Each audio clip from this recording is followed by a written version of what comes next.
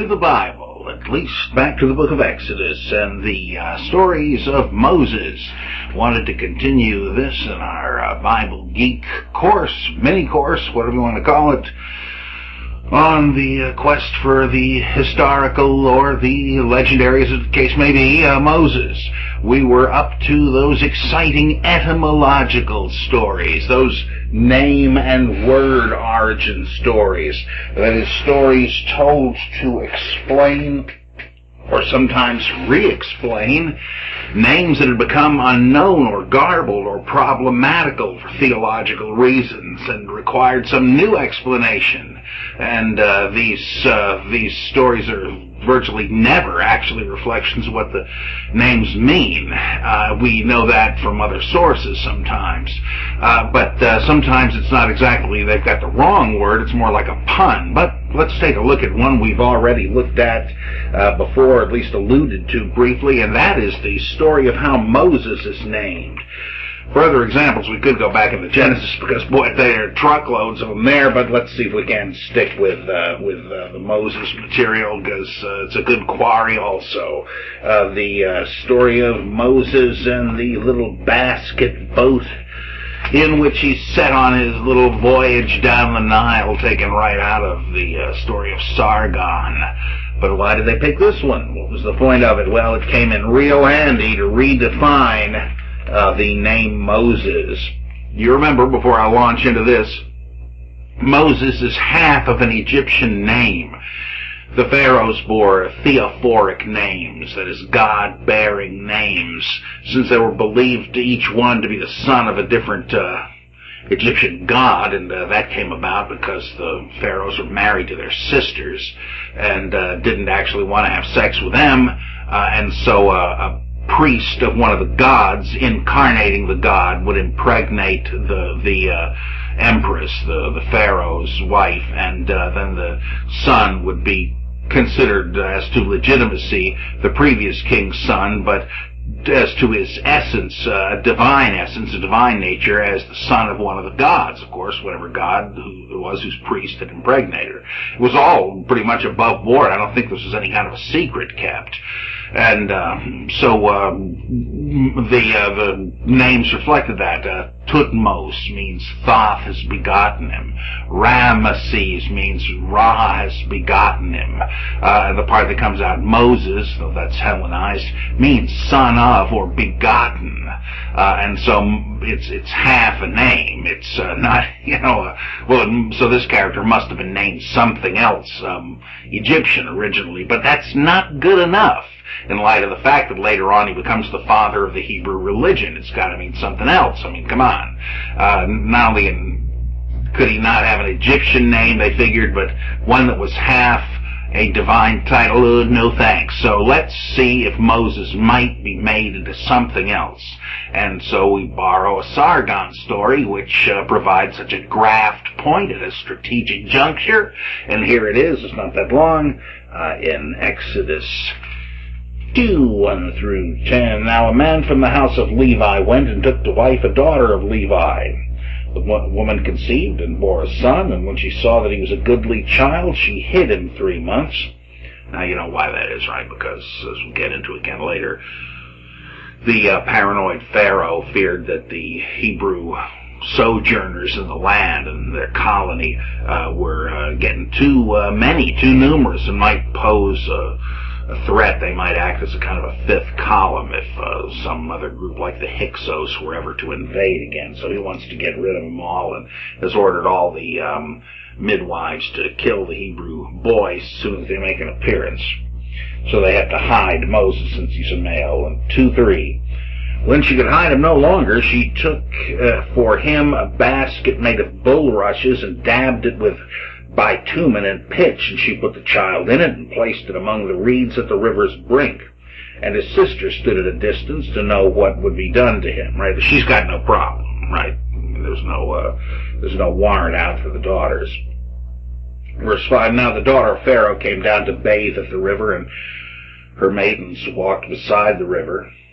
Check it out, make sure there's no hungry crocodiles or anything. She saw the basket among the reeds and sent her maid to fetch it.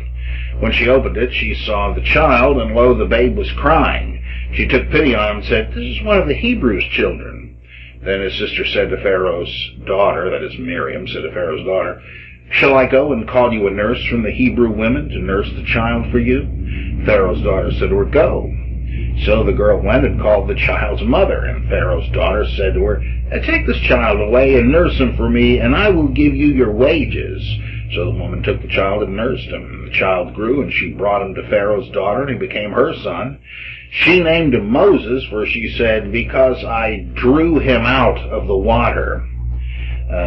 Drew him out, that's from the Hebrew Mashah. And so Moses, pronounced in Hebrew, is Moshe. And so somebody figured, hey, that's pretty close to Mashah. Maybe they named him that. You know, he's still a baby when they name him. He must have been saved from doom when an infant by being drawn out of some kind of danger. What kind? Well, hey, how about that Sargon story? Or, Romulus and Remus, same thing. Saved from drowning by somebody picking him out of the river. Now, the story itself is great stuff. There's no question about that either. I love the irony of it, right? The parents of Moses, especially the mother of Moses, says, well, look, if I have this squalling baby here, there's no way to hide him anymore. He's gonna get killed, so I'll let him take his chances just by sending him out into the world. Let God take over, implicitly, and he does, because, oh boy, the irony. Right, this stupid Pharaoh like Colonel Klink trying to eradicate the Jews by killing their male babies, and then of course they'll intermarry with the Hebrew women. Pharaoh ensures the very destruction he's trying ham-handedly to prevent, because his own decree to kill the Hebrew male babies results in him taking the serpent into his own breast, so to speak, right? It leads directly to the transfer of Moses into his own family, where he grows up protected, etc. Oh man, it is great, right? Terrific stuff. And not only that, Moses' mom is reunited with him and is now paid to take care of him, which is the one thing she wanted to do anyway. It's great. It's terrific, right? It's not history, but that's what's so great about it. It's just terrific artistry. How'd she know this is one of the Hebrew babies? I don't think it was the blanket, as they imply in the definitive version, the Charlton Heston version. I think it's because he's circumcised. That's how they know immediately. The Egyptians didn't circumcise. And, one other thing about this, I believe, why? Let me put it this way. No big deal. Moses is an Egyptian name. There shouldn't have been any problem with that, right? Unless you knew it was half a name, half a throne name or something. There shouldn't have been a problem, I say, because Pharaoh's daughter names him. What, do you expect her to speak Hebrew? Well, because the writer is so desperate to have the Hebrew founder have a Hebrew name, he resorts to the highly implausible expedient of having the Egyptian princess give the kid an Egyptian-sounding, but ostensibly Hebrew name based on a Hebrew word, which is probably part of a language she doesn't even speak. So it doesn't quite work out that way, and it's the Scotch tape. That's where you can see the redactional seam, where a little too much is going on by way of editing. Okay, so there's the etymological story, right? This story was chosen, I won't say cut from whole cloth, because it already existed, told of the Assyrian Emperor Sargon long before, but this story, rather than some other salvation story, was chosen because it enabled them to capitalize on Mashah, to draw forth from. Fascinating. Don't tell me these people were dumb. Not a chance. Exodus 15. We've looked at part of this already, I grant you, but again, some of these stories have more than one focus, and we were highlighting the reasons for which they were told the way they are. This is just a brief snippet, Exodus 15:22 through 25. Then Moses led Israel onward from the Reed Sea, and they went into the wilderness of Shur. They went 3 days in the wilderness and found no water. When they came to Marah, they could not drink the water of Marah because it was bitter. Therefore it was named Marah, which is Hebrew for bitterness. And the people murmured against Moses, saying, "What shall we drink?" And he cried to Yahweh, and Yahweh showed him a tree, and he threw it into the water, and the water became sweet. Okay, now, just going for one more, the rest of the verse. There, Yahweh made for them a statute and an ordinance, and there he proved them, saying, "If you will diligently hearken to the voice of Yahweh your God, and do that which is right in his eyes, and give heed to his commandments and all his statutes, I will put none of the diseases upon you which I put upon the Egyptians, for I am Yahweh your healer."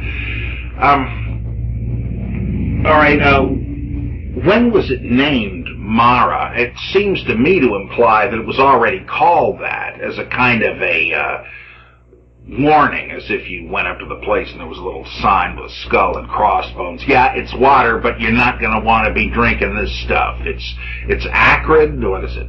Taste bad, or is it worse than that? Is it somehow poison? At any rate, it warns you away. You'll be sorry. And yet, in the writer's day, people could drink of this water, which presumably means that whatever had rendered it ill-tasting at one time was no longer there to poison it, and it could be drunk.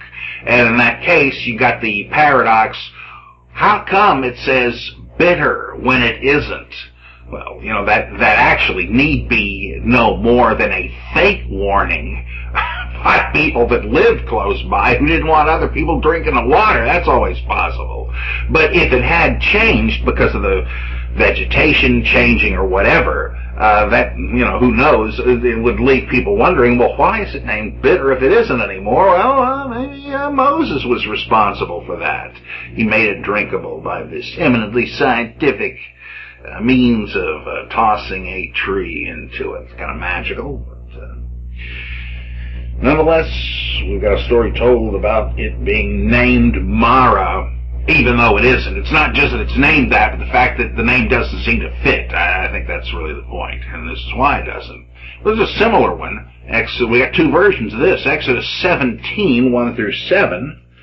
So I just need to turn a page there. All the congregation of the people of Israel moved on from the wilderness of Sin by stages. That's named for Sin. The moon god doesn't have anything to do with the English word for doing bad stuff. By stages, according to the commandment of Yahweh, and camped at Rephidim. But there was no water for the people to drink. Therefore the people found fault with Moses and said, "Give us water to drink." And Moses said to them, "Why do you find fault with me? Why do you put the Lord to the proof?" But the people thirsted there for water, and the people murmured against Moses and said, "Why do you bring us up out of Egypt to kill us and our children and our cattle with thirst?" So Moses cried to Yahweh, "What shall I do with this people? They're almost ready to stone me." And Yahweh said to Moses, "Pass on before the people, taking with you some of the elders of Israel, and take in your hand the rod with which you struck the Nile, and go. Behold, I'm supposed to be doing this in an appropriate voice.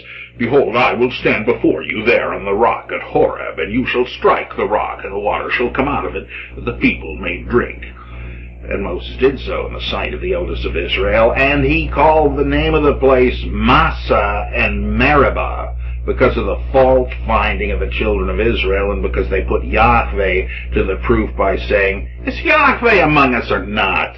But now it has two names. That's interesting. I don't know why that would be, but nonetheless, the two names, at least according to these scholarly footnotes in this Bible, mean proof and contention. And that's pretty much the same thing. To prove something by contention. Let's have a dispute and see who's right. And so they put Yahweh and or Moses to the test. Can they give us water? They owe it to us, and so they do. Well, I know I read this one before when we were zeroing in on the geological aspect of it, because this is certainly a one of those, right? They create the spring by magic. But we considered here because of the name. Now, what does the name have to do with it? Well, that's probably what somebody else was wondering. Proof in contention? They call this oasis proof in contention. What the heck for? And somebody said, well, look, the ancient people of Israel were put to the test during 40 years of wilderness wandering, and they put God to the test. And this is what it refers to later on in Deuteronomy. It looks back to this and said, look, don't put the Lord your God to the test. It's pretty cheeky. And so they figured, well, this must be one of them, and it must have had to do with the foundation of this spring, and so neatly put the two together. We're not going to take the trouble to read the parallel in Numbers 21 through 13. It's about the same place, same name, same thing happens, but that's the one in which Moses is told simply to speak to the rock and forfeits entrance into the promised land because God was feeling pretty peevish that day. But let's go into Numbers anyway, because there's another one, yet another name and another story in Numbers 11, 1 through 3. Well, you ought to appreciate this because Numbers is not all that interesting. And when you can find something that is interesting at all, you want to take a second look at it. Numbers 11, 1 through 3. This is the same chapter. We had that 70 elders ordination thing. This is earlier. And the people complained in the hearing of Yahweh about their misfortunes. And when Yahweh heard it, his anger was kindled, and the fire of Yahweh burned among them, and consumed some outlying parts of the camp. I assume the writer assumes that you and I know that means lightning strikes, set things on fire. That would have been the fiery arrows of Yahweh that he fires from his war bow in the sky, the rainbow. So a lot of people outside on the fringe of the camp were burnt up. The people cried to Moses, and Moses prayed to Yahweh, and the fire abated. So the name of that place was called Taberah, or burning, because the fire of Yahweh burned among them. Now, that's pretty straightforward. There was a big fire there, so it was named burning. And they kind of fill in the blank, saying, well, it must have been yet another one of those times when Israel was complaining. Doesn't specify exactly what they were complaining about, right? It's a generalizing one. About something, those guys are always complaining. And that's like the Psalms. They're very general in their laments because you're supposed to be able to fill in your own name. There's no particular crisis intended, despite the editorial superscriptions on the Psalms. This is when David was sent out for pizza by King Saul and hadn't called ahead. That has nothing to do with the content of the Psalms. If you look at them, you find they have no real specific occasion because it's one size fits all. Well, here it's just general murmuring we're concerned about. How come the people of Israel are always pictured as murmuring? I love that word. Why is that? I mean, it makes them look pretty bad. Well, it's supposed to. Because some of the Psalms that read that way and some of these stories are written by people from different tribes who no longer consider themselves part of Israel, namely Jews in the south. I said, look at those creeps up there. No wonder God eventually lost patience with them. Now, so much for the burning ground. Same chapter, Numbers 11, going down to verses 31 through 35. And there went forth a wind from Yahweh, and it brought quails from the sea, and let them fall beside the camp, about a day's journey on this side, and a day's journey on the other side, round about the camp, and about 2 cubits above the face of the earth. And the people rose all that day and all night and all the next day, and gathered the quails. He who gathered least gathered 10 omers, and they spread them out for themselves all around the camp. While the meat was yet between their teeth, before it was consumed, the anger of Yahweh was kindled against the people, and Yahweh smote the people with a very great plague. Okay, we saw that one already. The generous grace of the deity there.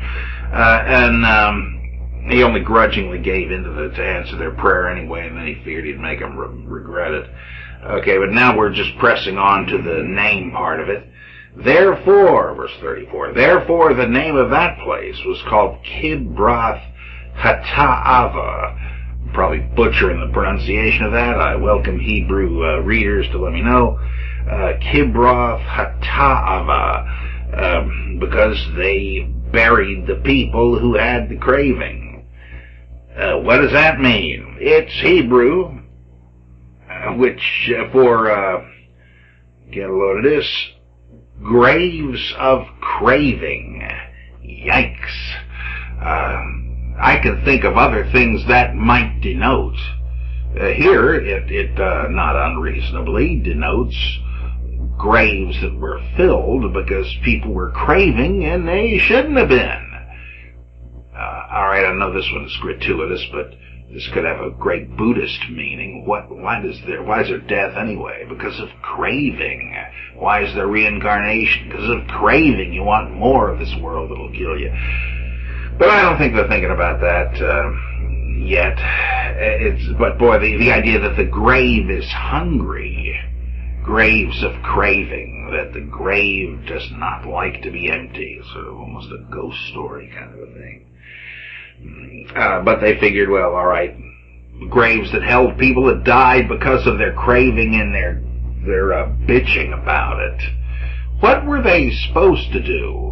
Well, I guess they could have just piously prayed rather than demanding, hey, what is this? I guess that's the difference. Well, all right. Graves of craving. How about Numbers 21? We got another one. Now you might say, what in the world is the importance of this? Well, to us, just about zero, like my bank account. But to the ancients, these things were sort of important, and that's why I'm dealing with them. So you see, why on earth did they ever put this stuff in the Bible? Well, it did have an importance. It doesn't really to us. I'm not pretending it does, though it is kind of fascinating as a puzzle when you can solve it. That's all I'm claiming for it, though. It's 21, 1 through 3. When the Canaanite, the king of Arad, who dwelt in the Negev, heard that Israel was coming by the way of Atharim, he fought against Israel and took some of them captive. And Israel vowed a vow to Yahweh and said, if thou wilt indeed give this people into my hand, then I will utterly destroy their cities. And Yahweh hearkened to the voice of Israel, and gave over the Canaanites, and they utterly destroyed them and their cities. So the name of the place was called Hormah, which is Hebrew for, you guessed it, destruction. This is an interesting one, not just because of the idea that a destruction happened there. Of course, this would mean these ruins were later named that. Nobody's going to name their own town while they live in it ghost town, right? It's not that great for tourism, right? So this has to be named, as they say here, after some awful disaster. But notice that Israel as a collectivity has been personified. It prays as I to God. This is the same kind of thing you get on into the Psalms, many or most of which were originally supposed to be sung by the king, and the I there is the king. The whole of Israel is in trouble, or Judah, and it's put in terms of a lament. the waters have risen up to my neck, and so on. It's the king. Makes you wonder if this is not from some stage of monarchy. And it's not Moses either. That's strange. He's still in the story. This is one of those things that led the great Old Testament scholar Martin Note, who once seemed such a radical compared with William F. Albright and John Bright, these guys who were conservatives. Note said that now Note seems very conservative compared to Thomas L. Thompson and the various radical minimalists. But he said, you notice how there are some stories that are like stories in which Moses appears, only Moses doesn't appear in them. It's the elders of Israel, or here, even just the people of Israel. And Note said that he thought that was the way they all originally read, that Moses was systematically patched into the stories on the basis of some later fame of his, and that it's just chance that a few of them didn't get consistently edited, but they tell the tale for the other ones. Originally it wasn't Moses. Interesting. Who knows, but I suspect he's right. Okay, so there's another one named for the told for the sake of the name. Not much of a story, but what the heck. Okay, now let's jump over to ethnological stories. Stories in which we have something like a verbal political cartoon that is telling us why things are the way they are in the storyteller's day. You symbolize the clans or tribes or nations or whatever in terms of their progenitors or their remote ancestors and say, well, that's the way it was, and that established the pattern. It's never going to be any different. What do you want? What do you expect? Go back to Exodus 17, and then we'll be back into Numbers again shortly, but there's a good one in Exodus 17. Now, you remember we saw perhaps the best of these with reference back to Genesis and Edom and all that stuff, where the two brothers, Jacob and Esau, the story's all about how the older culture, the Edomites, wound up enslaved or conquered by the newer culture of the Israelites, and how their fortunes changed, and the story was retold to reflect that. Well, here's one set in the time of Moses, since he's really our topic here, in Exodus 17, 8 through 16. Then came Amalek and fought with Israel in Rephidim, and Moses said to Joshua, choose for us men and go out, fight with Amalek. Tomorrow I will stand on top of the hill with the rod of Elohim in my hand. So oh, darn it, I didn't do that in the right voice. Choose for us men and go out and fight with Amalek. Tomorrow I will stand on top of the hill with the rod of God in my hand. You see, whenever I do Moses, since I want to make the Heston impression as convincing as I can, I don't do the actual divine names because Heston didn't do them that way in the movie. So, in case you're wondering why I'm so inconsistent. 10. So Joshua did as Moses told him and fought with Amalek. And Moses, Aaron, and Hur went up to the top of the hill. Whenever Moses held up his hand, Israel prevailed. And whenever he lowered his hand, Amalek prevailed. But Moses' hands grew weary. So they took a stone and put it under him, and he sat upon it. And Aaron and Hur held up his hands, one on one side and the other on the other side. So his hands were steady until the going down of the sun. And Joshua mowed down Amalek and his people with the edge of the sword. And Yahweh said to Moses, write this as a memorial in a book and recite it in the ears of Joshua, that I will utterly blot out the remembrance of Amalek from under heaven. And Moses built an altar and called the name of it, Yahweh is my banner, saying, a hand upon the banner of Yahweh. Yahweh will have war with Amalek from generation to generation. And actually, that's kind of guesswork by the translators of the RSV. It's not that clear what the heck it means, but it's got something to do with a hand on the banner of Yahweh, holding up the flag, because they figure, well, must have had something to do with that holding up of Moses' hands, this magical gesture thing. This is, I just love to hear a theologian explain this one, right? Oh yes, God actually did this. I mean, this is so obviously a piece of folklore.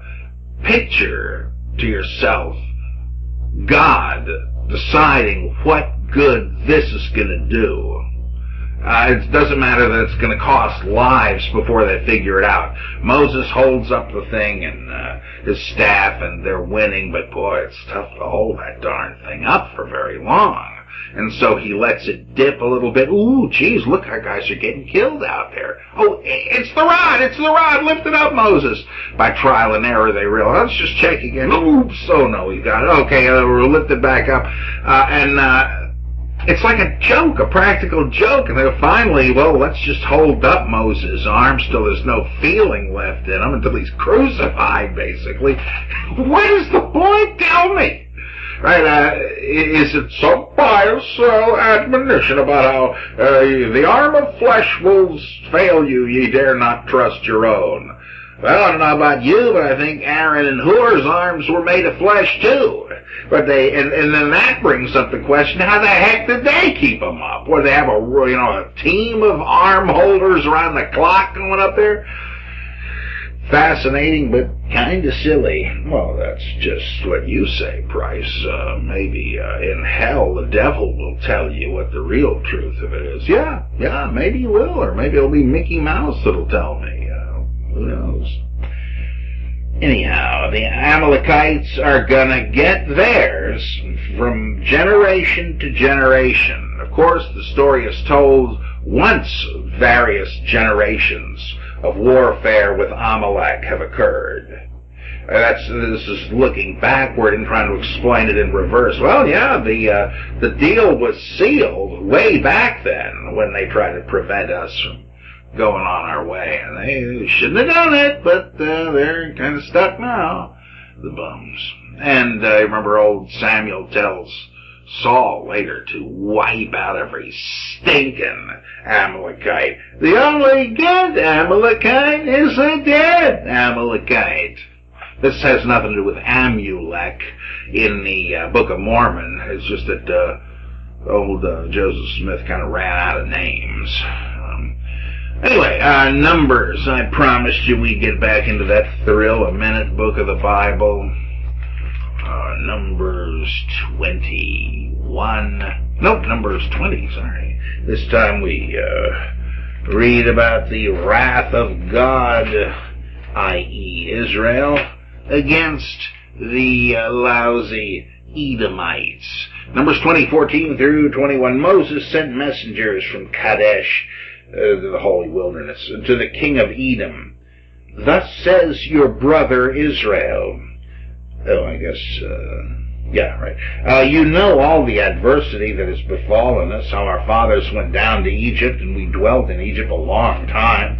And the Egyptians dealt harshly with us and our fathers, and when we cried to Yahweh, he heard our voice, and sent an angel, and brought us forth out of Egypt, and here we are in Kadesh, a city on the edge of your territory. Now let us pass through your land. We will not pass through field or vineyard, neither will we drink water from a well. We will go along the king's highway. We will not turn aside to the right hand or to the left until we've passed through your territory. But Edom said to him, You shall not pass through, lest I come out with a sword against you. And the people of Israel said to him, We will go up by the highway, and if we drink of your water, I and my cattle, I Israel, then I will pay for it. Let me only pass through on foot, nothing more. But he said, You shall not pass through. And Edom came out against them with many men and with a strong force. Thus Edom refused to give Israel passage through his territory. So Israel turned away from him. Well, we already know that they're not going to get along from the Genesis stories. But here, you see how this one ends. The door is slammed. These people aren't going to get away with this. Israel was above board. They said, look, we're not going to try to commandeer your houses or steal your food. You owe us nothing. We just want the right of safe passage. Is that okay? To hell with you. All right, we'll go the long way, but you'll live to regret it, bastards. And, of course, that's why they never got along. It would have been all right. The king of Edom had dealt with them fair and square, but no, that wasn't good enough for him. Here's one about those rotten Canaanites in the very next chapter, Numbers 21, 1 through 3. I'm sorry, we already did that one, because that is also the one about Hormah, destruction. But it has both foci, no good, Canaanites. And, notice in verse 3, this one anticipates this long process of conquest that is on display in Joshua. And Yahweh hearkened to the voice of Israel and gave over the Canaanites, and they utterly destroyed them and their cities. Well, wait a minute, not so fast. They're still there to be destroyed by Joshua, and they're still there to enslave the Israelites in Judges, and they're still there to get an ass whooping from David in 1 Samuel. So this is a kind of a symbolic precursor to the stories later on. It's about, again, a precedent, what would happen to them, because what had happened to them in the writer's day. This is depicted as back in the time of Moses, predicting what's going to happen, whereas in fact, some version of it has already happened by the time the writer has penned this.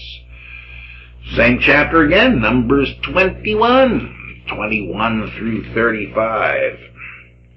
Then Israel sent messengers to Sihon, king of the Amorites, saying, let me pass through your land. We will not turn aside into field or vineyard. We will not drink the water of a well. We will go by the king's highway until we have passed through your territory. But Sihon would not allow Israel to pass through his territory. He gathered all his men together and went out against Israel to the wilderness and came to Jahaz and fought against Israel. And Israel slew him with the edge of the sword and took possession of his land from Arnon to the Jabbok, as far as to the Ammonites, where Jazer was the boundary of the Ammonites. And Israel took all these cities, and Israel settled in the cities of the Amorites and Heshbon and all its villages, for Heshbon was the city of Sihon, the king of the Amorites, who had fought against the former king of Moab and taken all his land out of his hand, as far as Arnon, and so on. I guess it goes further, but you get the idea, right? It's just repetitive. And so that's the, and they're all destroyed, which again seems anachronistic, but that's kind of the point. It's trying to trace the later enmities back into this early time. They're just telescoping the whole thing, the thing in its aftermath, its consequences. Well, finally, the Midianites come in for a bruising in 22. Actually, there's a long thing here. We've gotten chapters 20 through 25 with a lot of this stuff. I won't go into detail about it. And then in 31 again. And the Balaam stories fall into this, and it has everything to do with the Midianites, the Moabites, and the Israelites, but I'll just set you on the trail of that yourself. That's not really interesting enough to go through. The Balaam thing is, in its own right, sort of a satire on an actual oracle of the Moabites, Balaam. We actually have a little piece of a Balaam prophecy that they revered and passed on. Probably, if one day we'll discover a whole bunch of Balaam prophecies and so forth. So you're hearing the other side of it here. Alright, so a lot of ethnological stories. Why do we need to know that they didn't get along? Well, at least if we want to know what they're doing in the Bible, these stories, we need to know that they were explanations or even warrants for how these nations, explaining how these nations dealt with one another. Of course, a thing like this tends to be a self-fulfilling prophecy, doesn't it? It's kind of a dangerous thing to tell a story like this, because it says it's in the blood, it can never be any different, those no-good so-and-sos will always be our enemies.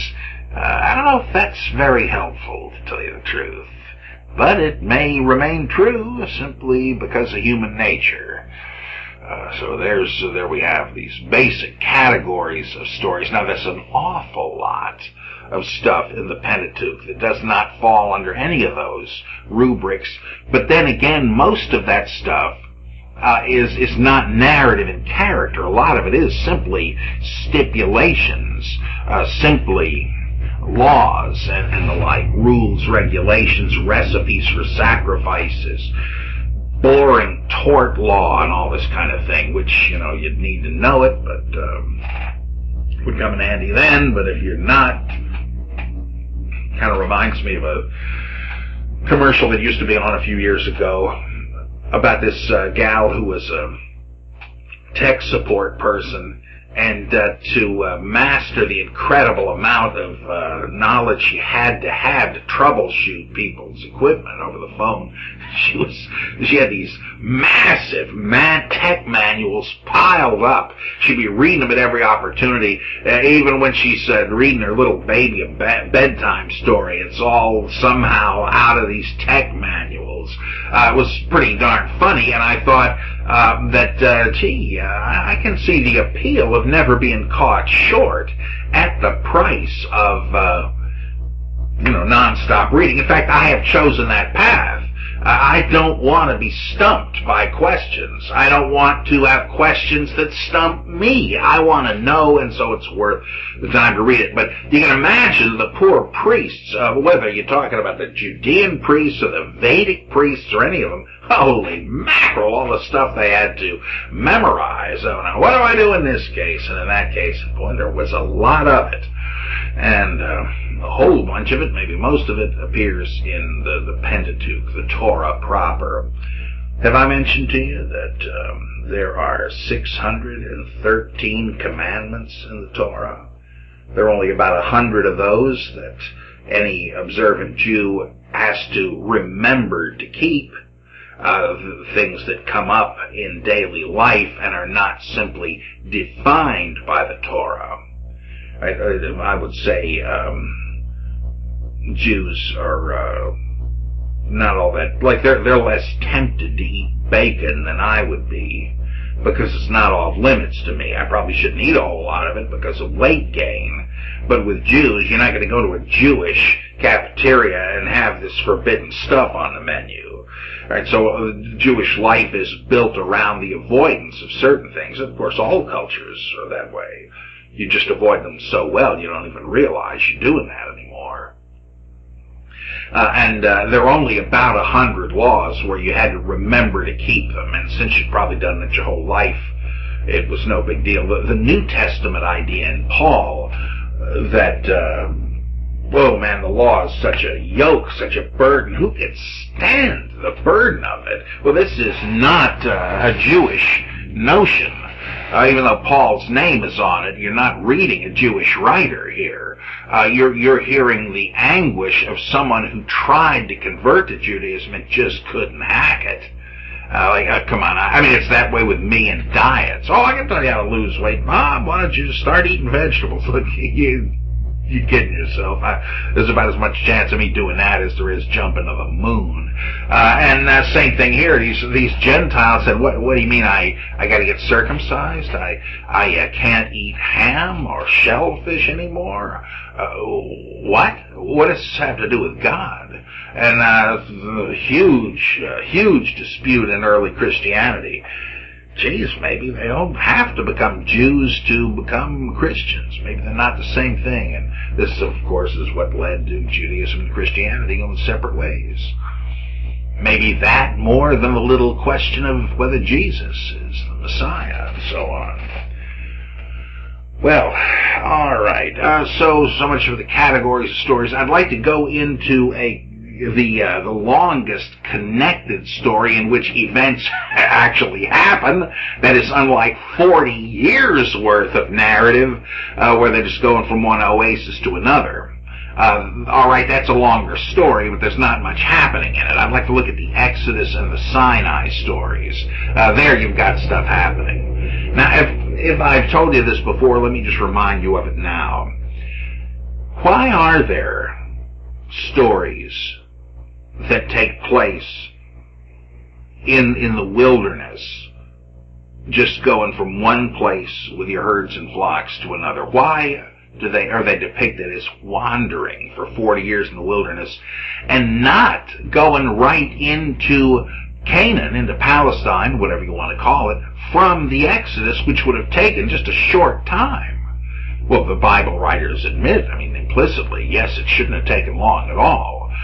But once they were up to the borderline, they wimped out, most of them, and said, look, the inhabitants of this place are giants. We're going to get squashed. I'm not so sure we want to do that. And God said, okay, cowards, you've seen what I can do to deliver you against all odds before, but you're too scared to trust me now? Okay, you've had your chance.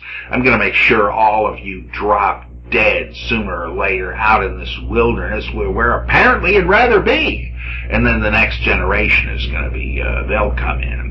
The ones that didn't sass me like you jerks did, I'll let them come in. And so they do, and that's why they're stuck 40 years in the wilderness. But originally it was not so. We have various cycles of stories that were independent. The stories of the patriarchs, Abraham, Isaac, and Jacob, are all leading up to Israel inheriting the land of Canaan, which entails the conquest stories, etc. But the Moses stories originally didn't. Remember, Moses says to Pharaoh to begin with, I just want to get my people out of here into the wilderness where their fathers sacrificed for the Feast of Firstlings. We can't really do that here. We have to go back out there. If for no other reason than our Egyptian neighbors don't sacrifice the same animals, and what we're doing is abhorrent to them. We've got to go out to the land of our ancestors in the desert. Well, originally that was the point. It wasn't some, as Ed Norton would say, clever ruse to get out so they could stay out. Moses wasn't lying to the Pharaoh in the original. That's all they wanted to do. And they might have stayed there, but my guess is that was originally stated too. They just want to go back to being nomads. Those were the days, just like the Wahhabi creed. Yeah, the purity of the desert, faith in God. None of this corruption that comes from agricultural civilization. But once somebody got the idea of uniting the Moses cycle with the patriarch cycle, then Moses must have had as his goal bringing the Israelites out of Egypt and into the promised land, or let's say into Canaan, because originally for Moses, the desert was the promised land. They weren't lost. They were doing what their ancestors had done, like the Bedouins do today.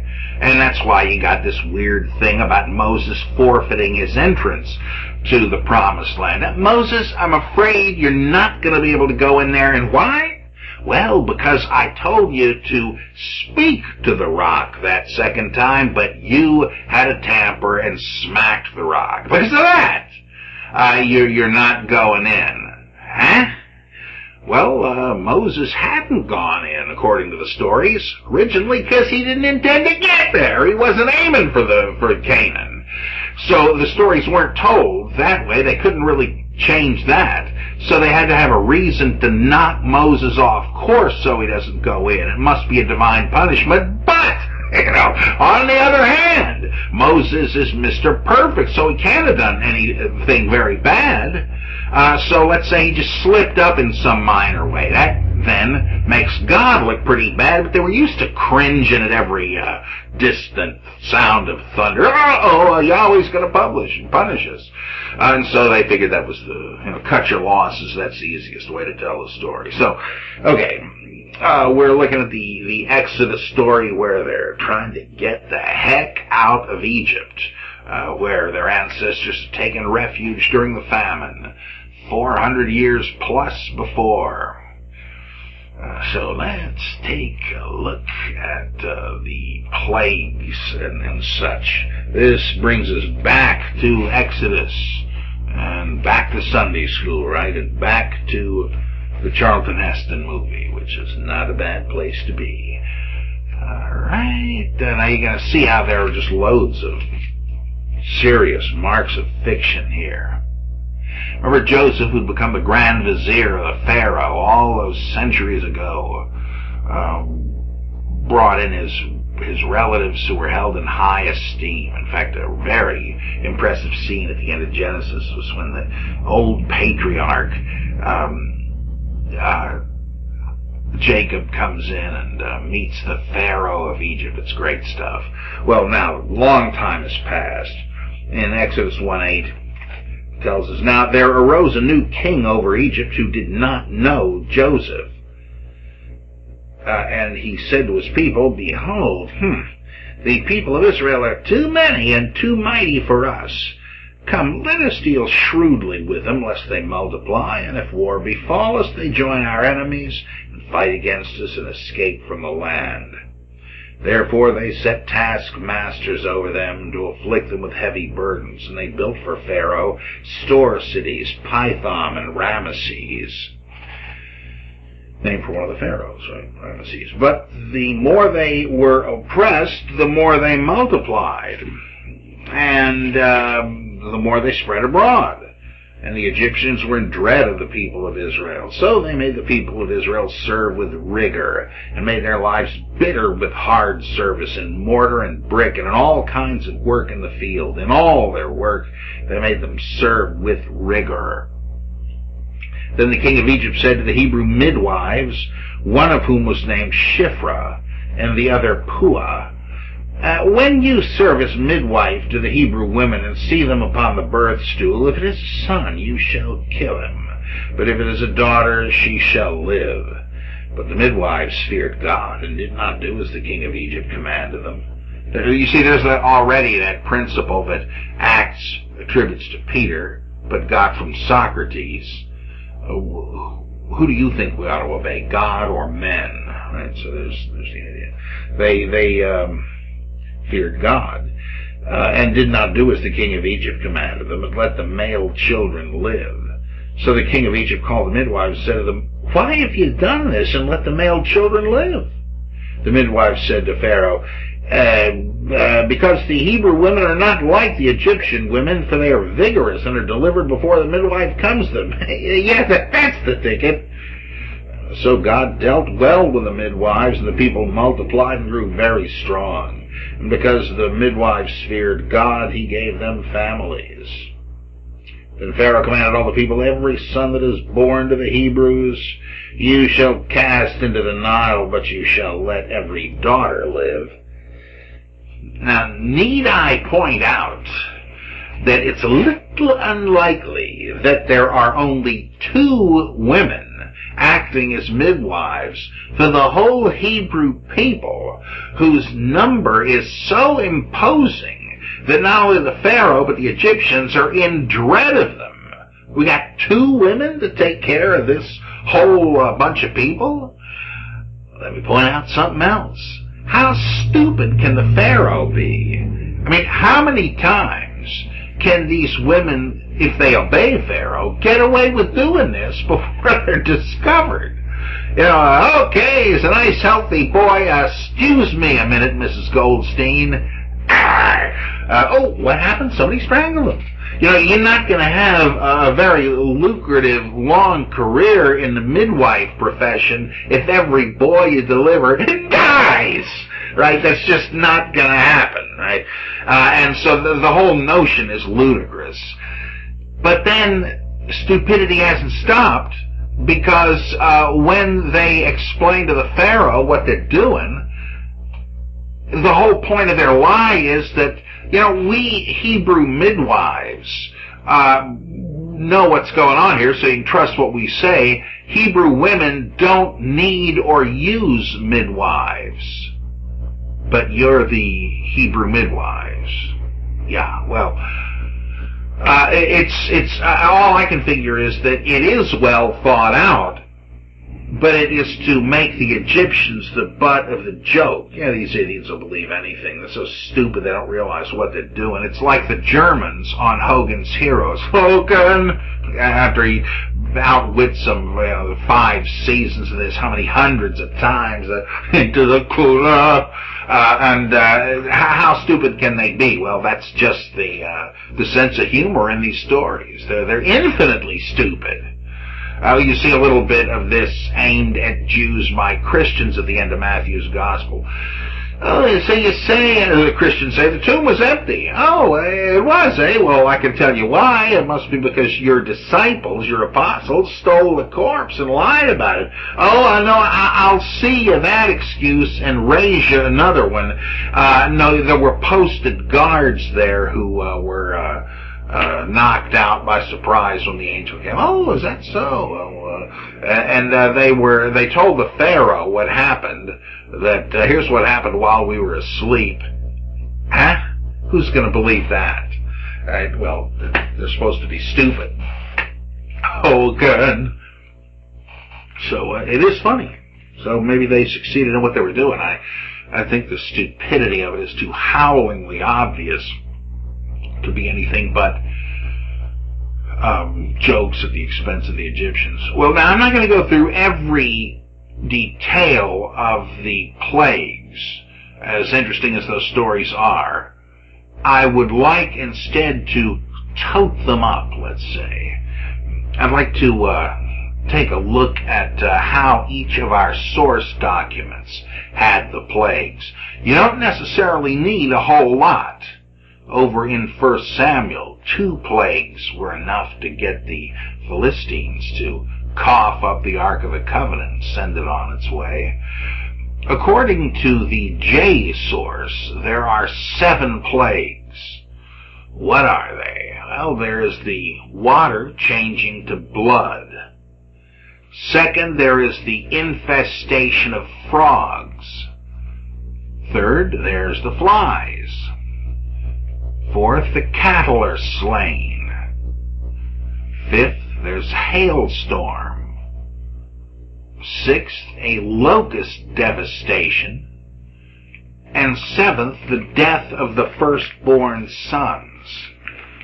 Now, how do we know that? Well, you remember there are certain literary and stylistic criteria that enable us to spot J as opposed to E and P and so forth.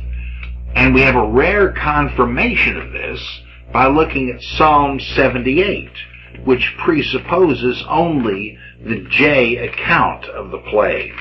Let's take a look at that. I just find stuff like this fascinating. Give ear, O my people, to my teaching. Incline your ears to the words of my mouth. I will open my mouth in a parable. I will utter dark sayings from of old, things that we have heard and known, that our fathers have told us. We will not hide them from their children, but tell to the coming generation the glorious deeds of Yahweh and his might and the wonders which he has wrought. He established a testimony, which means law, in Jacob, and appointed a law in Israel, which he commanded our fathers to teach to their children, that the next generation might know them, the children yet unborn, and arise to tell them to their children, so that they should set their hope in God, and not forget the works of God, but to keep his commandments, and that they should not be like their fathers, a stubborn and rebellious generation, a generation whose heart was not steadfast, whose spirit was not faithful to Elohim. The Ephraimites, armed with the bow, turned back on the day of battle. They did not keep God's covenant, but refused to walk according to his law. They forgot what he had done and the miracles he had shown them. In the sight of their fathers, he wrought marvels in the land of Egypt and the fields of Zoan. He divided the sea and let them pass through it, and made the waters stand like a heap. And we haven't got to this yet, but they're going to backtrack to the plagues. In the daytime he led them with a cloud, and all the night with a fiery light. He cleft rocks in the wilderness and gave them drink abundantly as from the deep. He made streams come out of the rock and caused the waters to flow down like rivers. Yet they sinned still more against him. rebelling against Elyon in the desert. They tested Elohim in their heart by demanding the food they craved. They spoke against Elohim, saying, "Can Elohim spread a table in the wilderness?" By the way, this comes up in the Quran. The disciples say to Jesus, "Can Allah spread a table?" And that leads into the Last Supper, strangely. 20, he smote the rocks so that water gushed out and streams overflowed. Can he also give bread or provide meat for his people? Therefore, when Yahweh heard, he was full of wrath. The fire was kindled against Jacob. His anger mounted against Israel, because they had no faith in Elohim and did not trust his saving power. Yet he commanded the skies above and opened the doors of heaven, and he rained down upon them manna to eat and gave them the grain of heaven. Men ate of the bread of angels. He sent them food in abundance. He caused the east wind to blow in the heavens, and by his power he led out the south wind. He rained flesh upon them like dust, winged birds like the sand of the seas. He let them fall in the midst of their camp, all around their habitations. And they ate and were well filled, for he gave them what they craved. But before they had sated their craving, while the food was still in their mouths, the anger of Elohim rose against them, and he slew the strongest of them and laid low the picked men of Israel. In spite of all this, they still sinned. Despite his wonders, they did not believe. So he made their days vanish like a breath, and their years in terror. When he slew them, they sought for him. They repented and sought Elohim earnestly. They remembered that Elohim was their rock, El Elyon, their redeemer. But they flattered him with their mouths. They lied to him with their tongues. Their heart was not steadfast toward him. They were not true to his covenant. Yet he, being compassionate, forgave their iniquity and did not destroy them. He restrained his anger often and did not stir up all his wrath. He remembered that they were but flesh, a wind that passes and comes not again. How often they rebelled against him in the wilderness and grieved him in the desert. They tested him again and again and provoked the Holy One of Israel. They did not keep in mind his power on the day when he redeemed them from the foe, when he wrought his signs in Egypt and his miracles in the fields of Zoan. He turned their rivers to blood so that they could not drink of their streams. He sent among them swarms of flies which devoured them, and frogs which destroyed them. Okay, there are three of the J plagues. He gave their crops to the caterpillar, and the fruit of their labor to the locust. All right, there's another one. That's number 6. He destroyed their vines with hail, and their sycamores with frost. He gave over their cattle to the hail, and their flocks to thunderbolts. He let loose on them his fierce anger, wrath, indignation, and distress, a company of destroying angels.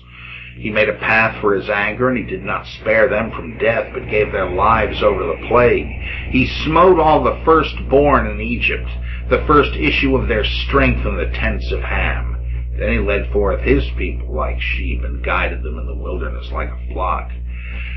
He led them in safety so that they were not afraid, but the sea overwhelmed their enemies. And he brought them to his holy land, to the mountain which his right-handed won. He drove out nations before them. He apportioned them as possession, and settled the tribes of Israel in their tents. Yet they tested and rebelled against El Elyon, and did not observe his testimonies, and so on. Well, more of the same. We get the date and so on. But there are the 7 plagues of J. Not in the same order, but who cares? The whole thing is not in order, right? It's got the plagues after the Exodus. Not in a confused way. It's just a series of flashbacks and forwards. No problem there. The E source, back in Exodus, repeats the first plague, water changing to blood, the 5th one, the hailstorm, the 6th one, the locust devastation, and the 7th, the death of the firstborn sons. Then it adds a 5th plague, the thick darkness, which some hazard a guess was a long sandstorm, which seems not a bad idea. that is not an attempt to rationalize something. It's just not clear what they meant by it, and a good candidate would be a sandstorm. You can't see anything, and it's thick material stuff, so pretty good guess, I would say. But there is no psalm that reflects the E version just by chance. Okay, now the P narrative, the priestly historical prologue added on to the priestly code of laws, the P narrative, which is largely just a summary, repeats the first plague, water changing into blood, the second one, the frog infestation, then goes down to 7, the thick darkness again, but then it adds 2 more, gnats and boils. Now that gives us a final list of plagues with 10 in all. And what do you know, we got a later Psalm, 105, that reflects this list.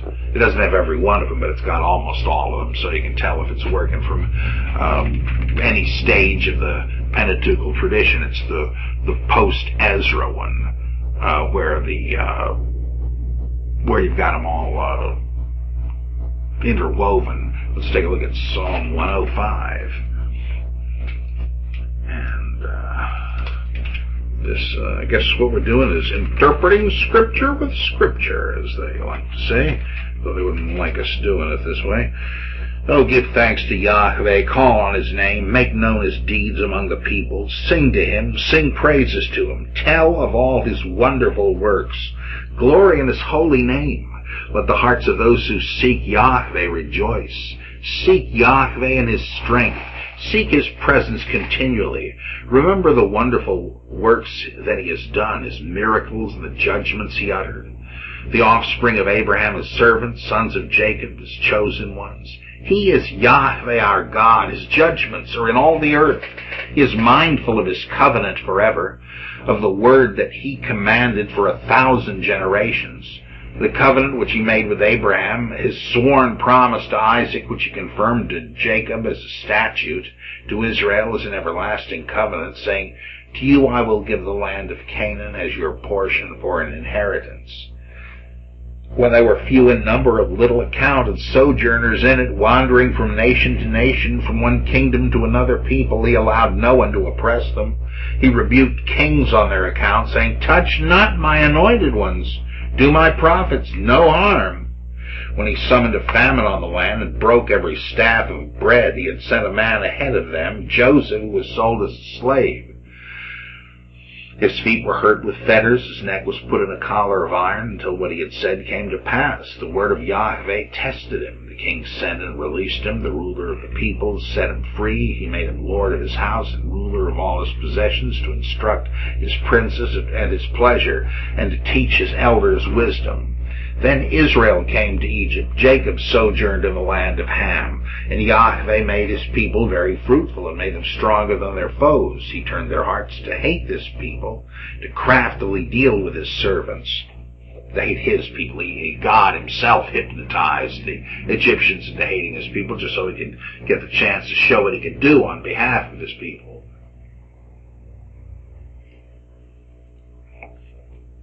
He sent Moses His servant, and Aaron, whom He had chosen.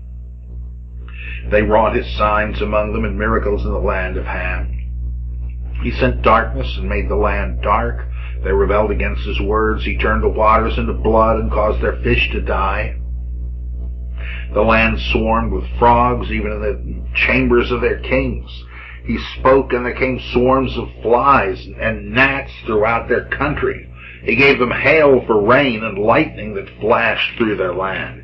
He smote their vines and fig trees and shattered the trees of their country. He spoke, and the locusts came, and young locusts without number, which devoured all the vegetation in their land and ate up the fruit of their ground.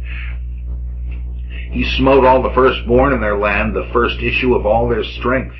Then He led forth Israel with silver and gold, and there was none among His tribes who stumbled. Israel was glad when they departed, for dread of them had fallen upon it. He spread a cloud for a covering and a fire to give light by night. They asked, and He brought quails and gave them bread from heaven in abundance. He opened the rock, and the The water gushed forth, it flowed through the river like a desert, for he remembered his holy promise, and Abraham his servant. So he held forth his people with joy, his chosen ones with singing, and he gave them the lands of the nations, and they took possession of the fruit of the people's toil, to the end that they should keep his statutes and observe his laws. Praise the Lord. Okay, there's just about all of them. This one is a very late psalm. Now, are these stories all fairy tales? Well, in one sense, yeah. They're personifying nature, as all stories of gods do. But in another sense, they're not. It seems pretty clear that what we have is a mythologizing of the ordinary course of nature. Well, you may say to me, Bob, how can that be normal? How can the plagues be the ordinary course of nature? Well, I'll tell you. This is really a list of things that happen frequently beginning with the annual flooding of the Nile in August. The water may turn red, sometimes it does, because of a concentration of little bitty tailed microbes, flagella, that are red. Now, they're so darn tiny, you can't see the individual ones, but they're so darn many, you can see their color in the water, and it's red. Now, where the heck do they come from? Well, they just get washed down from the Mediterranean in the flooding of the Nile, so the water appears to turn red or bloody. Now, whether you dare drink that, I have no idea. Well, the next month, September, frogs get washed down from the Mediterranean by the flooding of the Nile. They're surfing along on the little lily pads and stuff. But once they get clogged up on the shores of the Nile, they start kicking the bucket. I was going to say croaking, but they do that in any event. They die in great numbers because they're unable to find sufficient flies to eat. You can just imagine, can't you, that there's this little Moses of the frogs who's led them out of the Mediterranean into Egypt. And let's have him played by Edward G. Robinson, who played Dathan in the movie. They're saying, "Hey, Moses, you've let us out of the Mediterranean, but there's nothing to eat here." "Oh, yeah, there's nothing, but that's not my fault. Oh, God of the frogs, why don't you come through with something for your people to eat?" Well, it's too late, because they do bring in some flies and gnats, which the frogs could eat, but what attracts them is that the frogs die and stink in rotting heaps. Boy, now there's a tourist attraction for you, right? And so the stench of these rotting amphibians brings the flies and the gnats, the cleanup crew.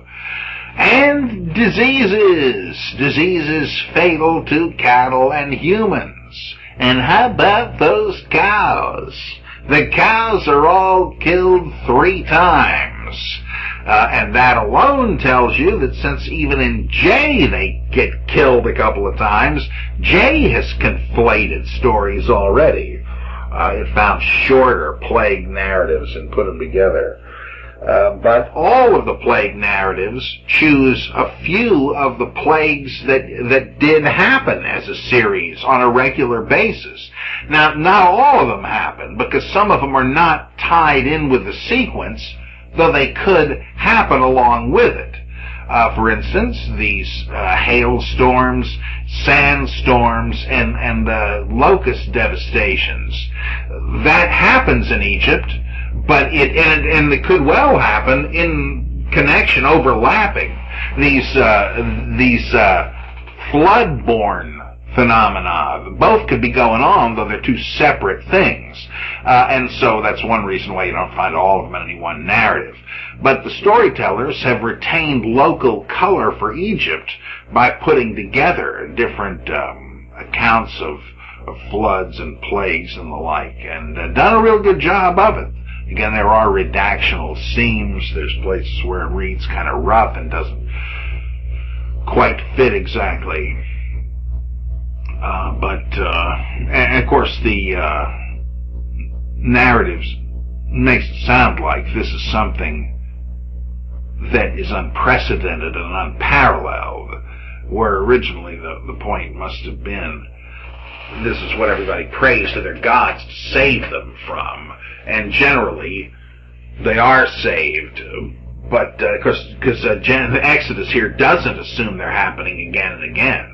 This is just a one-time thing that God inflicted in order to get the people to let the Jewish people go. Okay, so different plagues split up between different stories. What else have we got with J, E, and P? I haven't bothered to try to divide these in between those, because it does get trickier once you're at the Exodus.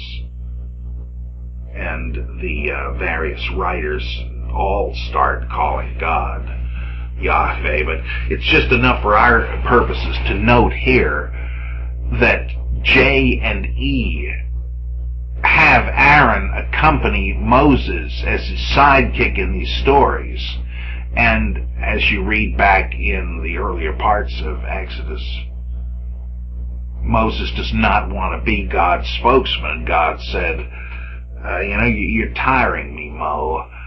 You can do it. I mean, who do you think makes people able or unable to speak? But if you want to keep on with this, tell you what, I'll use your brother Aaron as the spokesman.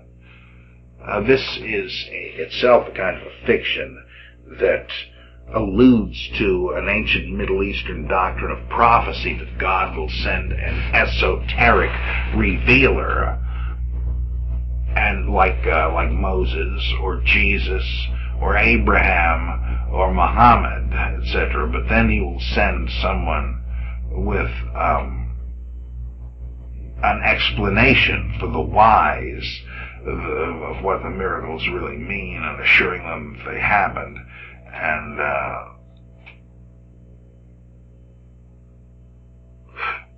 so we've let's see.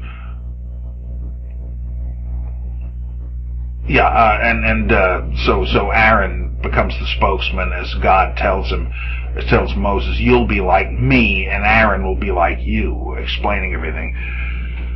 So J and E both have this, but P, the priests love Aaron, right? He's even more a spokesman and a symbol for them than Moses is, though both are Levites. You notice that in the Moses nativity. His parents are both Levites. But he was more like a king figure, and so they elevate Aaron to the real hero of the story, because the priestly role is magnified that way. I have to think that originally Aaron was not even a character in the story. And one reason for that is, think of the story of baby Moses in the bulrushes again. It's a baby squalling that they're afraid will be heard, and that is what Pharaoh's daughter hears, but is interested in, and saves the little tyke for that reason.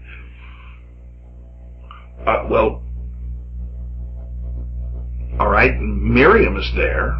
She follows the little basket along as it kind of bounces slowly from one part of the shore to the next. But where does, did you ever ask yourself where Aaron fits into this? Wait a minute, was he supposed to be that much older than Moses? You don't get that impression anyway. Was there a second little picnic basket floating around tied to the other one? I mean, there's nothing about Aaron's birth and how he survived the ban on Hebrew babies. It seems to me he's a later character. Or maybe he was sort of an alternative Moses for some of the priestly groups. And so the only way they could get them both in was to have them be partners and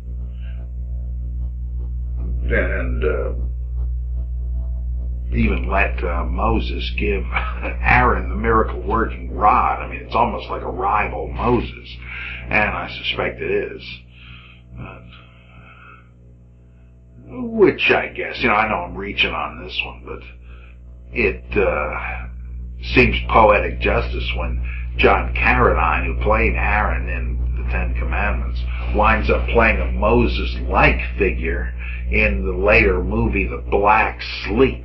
And then another one in the Twilight Zone episode, was it the Screaming Man or the Shrieking Man? Something like that. I forget the verb now. Where there's old Carradine with his rolling thunder voice and looking like a Moses character with the robes and all that, without Charlton Heston. So he gets the spotlight. Well, that's kind of what's already happening here, where Aaron gets the spotlight away from Moses. And originally it seems to me it had to be Moses, but the priestly self-exaltation leads to their guy becoming a pinch hitter for Moses and even more important than him in some ways.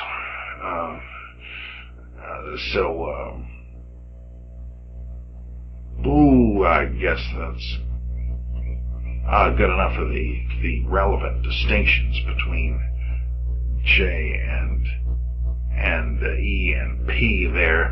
Maybe we'll take another look at some of them as we go through this, but it would be good to take a look at the components of the Passover story next, I think. All right, let's look at Exodus 13:11 through 15. That's a short little bit. And when Yahweh brings you into the land of the Canaanites, as he swore to you and your fathers, and shall give it to you, you shall set apart to Yahweh all that first opens the womb. All the firstlings of your flock that are males shall be Yahweh's. Every firstling of an ass you shall redeem with a lamb, or if you will not redeem it, you shall break its neck. For every full-born man among your sons you shall redeem, sheep-wise. And when you see in time to come, and when in time to come your son asks you, what does this mean? You shall say to him, by strength of hand Yahweh brought us out of Egypt from the house of bondage. For when Pharaoh stubbornly refused to let us go, Yahweh slew all the firstborn of the land of Egypt, both the firstborn of man and the firstborn of cattle. Therefore I sacrifice to Yahweh all the males that first open the womb, but all the firstborn of my sons I redeem. Well, what is going on there? This is the Feast of Firstlings that is explained here. Why do you sacrifice the firstborn lambs? Well, it is in gratitude for God giving you a good livestock yield. It's priming the pump. Once he sees by your sacrifice that you're more concerned with his honor than your bank account, the idea is he will bless you with more of the same. If you stingily hold on to it and say, sorry God, I need it more than you, God's not going to give you more. Now, this didn't have anything to do with the exodus from Egypt. This is what they did already as ancient Bedouins in the desert. There is also an element of the moon worship in the Feast of Firstlings among the shepherd's flock, the nomads. Now, how do we know this? Well, Deuteronomy tells us that Passover, which becomes fused with the Feast of Firstlings, is to be celebrated at the full moon. Well, that's interesting. That originally meant, because any time like that, if you're doing something in the presence of a god, you better make sure he's still there, and so astrological rituals had to be finished before the star god wasn't there on the horizon anymore. And so, and also, let me specify this, that they're told not to eat the meat raw. Yuck. Now, who'd have done that?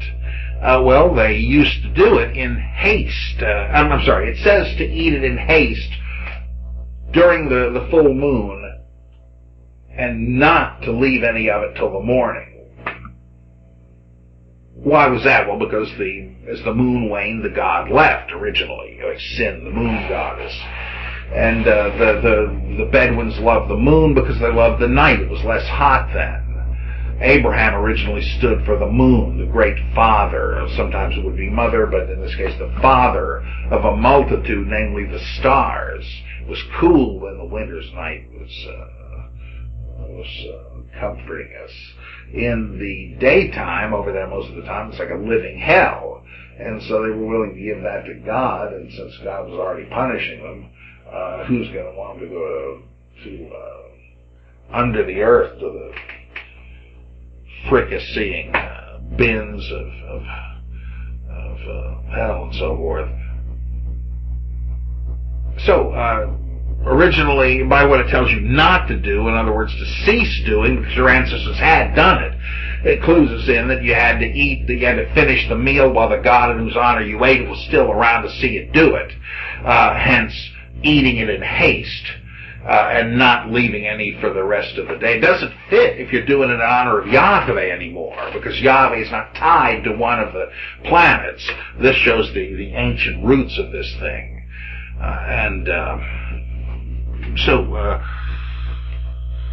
Let's see, Exodus 12:9 through 11 is where it says to eat it fast. Just so I don't think I'm making this crazy stuff up. Do not eat any of it raw or boiled with water, but roast it, its head with its legs and its inner parts. And you shall let none of it remain until the morning. Anything that remains till the morning you shall burn. In this manner you shall eat it, your loins girded, your sandals on your feet, and your staff in your hand. And if you eat it in haste, and you shall eat it in haste, it is Yahweh's Passover. Well, they said they were eating it in haste because they were in the last Passover in Egypt during the death of the firstborn, knowing they had to hightail it out of there as soon as God gave the word. That meant they couldn't unpack their cookware and use yeast to make the bread rise, and so they or to cook the lamb's meat from the Passover feast. So you had to eat the lamb raw, and I'm sorry, you had to cook it, but eat the bread without yeast, so it was matzah, because we've got to get the heck out of here. Why did they kill the lamb? Well, you know, in the where the long story of the plagues goes, they had to get the blood to put on the doorposts and lintels, that is the posts on the side of the door, and to alert the destroying angel that there was an Israelite there and he would just pass over, hence the name Passover. But this is an older custom that is simply grafted onto the biblical story. It really had no relevance to where you lived in Egypt or the Promised Land. You see, the belief was, and still is, as anthropologists tell us over there, that if you build a new house, you got to sacrifice a goat on the threshold of it. Why? What's the point? Well, there's a good one. At least a clever one. They figure, now look, death comes to claim somebody in every family, in every household. What if we were to get it out of the way by killing an animal on the threshold? That way we could say when the death angel or the grim reaper comes and says, okay, it's time to collect, you know, the great scene in Monty Python's The Meaning of Life. Yes, I am the grim reaper. Is here about the reaping. Invite him in. I am death, the grim reaper. It doesn't say much, does he? Well, he's there to collect their souls, and they're too dense and thick-headed to know it. Well, this ancient practice was ingenious, because they said, when he comes, I am death. He said, oh, Mr. Death gave it the office, or gave it the threshold, and so he'd go trick-or-treating for souls somewhere else. Pretty darn clever. Right, it's going to happen sooner or later. Let's get it out of the way by killing some goat or lamb who we don't give a damn about anyway. But that ought to buy off the blood beast, the grim reaper. And that got added into this thing.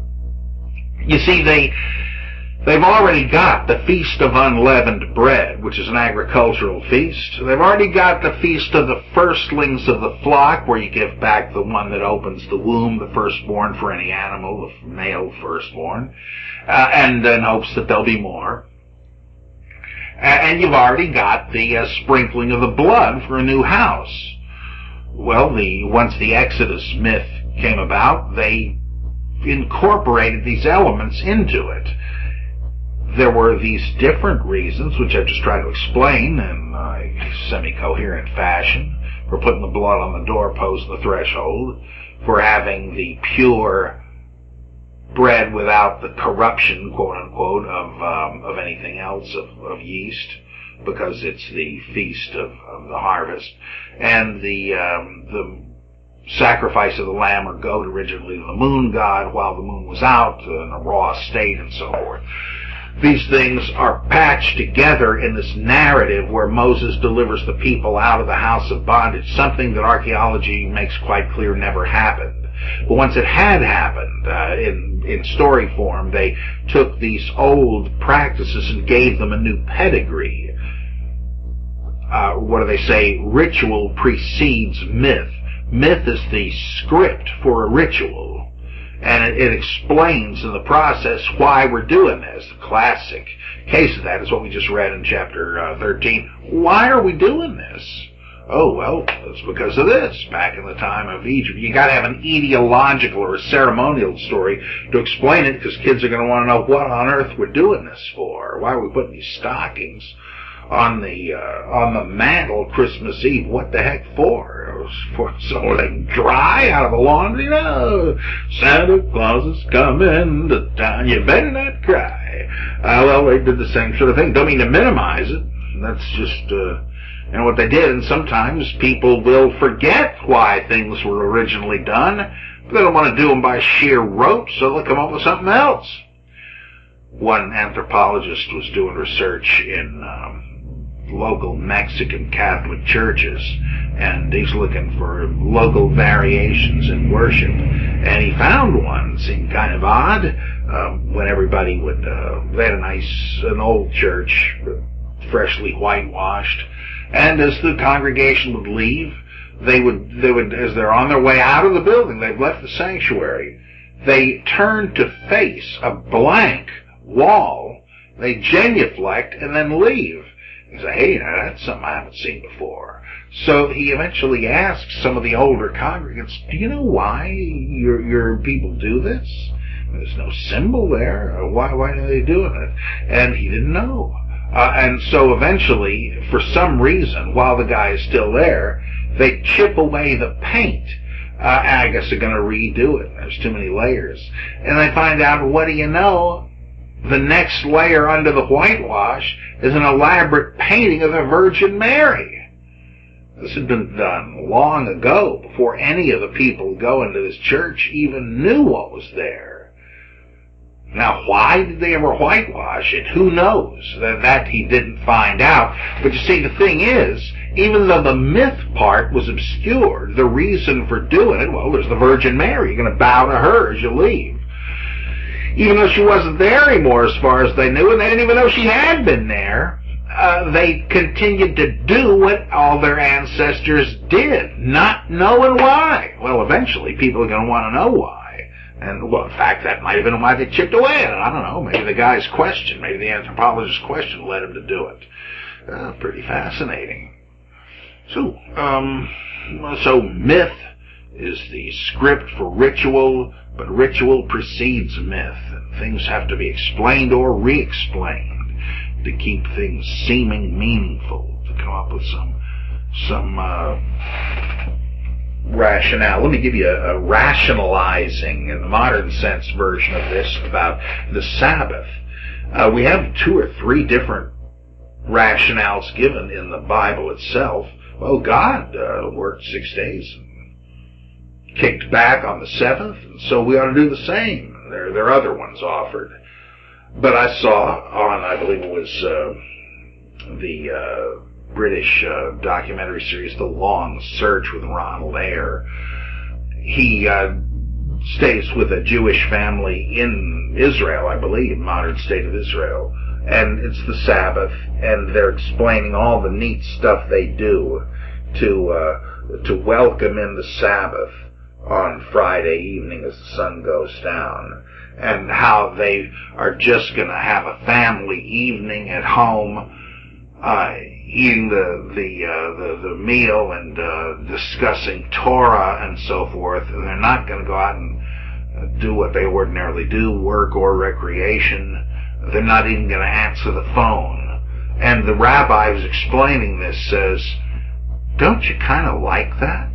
Don't you want one day of sanctuary in the week where you don't have to worry about business? You don't even have to worry about these nebbishes calling you up and bending your ear. Yeah, thanks for calling, but I really gotta run, and they don't take the hint. Isn't it good to have one day a week where you don't have to worry about any of that stuff? You can spend time together and all that. Oh, he sold me, man. That sounds real good to me. I even like discussing scriptural stuff and all that, right? So I fit right in there. But is that the reason that's given anywhere in the ancient Jewish tradition? Well, nah, not really. I mean, I admit you don't have to argue far from the notion of a day of rest, but he's given a uniquely modernizing, though a good explanation for it, and I guess that's all I'm saying. People continue to update the rituals with a new myth, that is, a new explanation that makes more sense to them. And sometimes it works. So much for the plagues and all that. Did the plagues happen? Well, they keep happening. These stories reflect events that happened according to natural law regularly in ancient Egypt, though the teller of the story doesn't realize that, right? K.A. Kitchen, great apologist and scholar of ancient Middle Eastern monuments and stuff, but an opponent of the scientific study of the Old Testament, he said, oh no, I don't believe that JEDP stuff. It's all by a single author. And you know why you can prove that? Well, because if you break up the story into J, E, and P, you break up the natural sequence of the plagues, which would then reflect what was happening.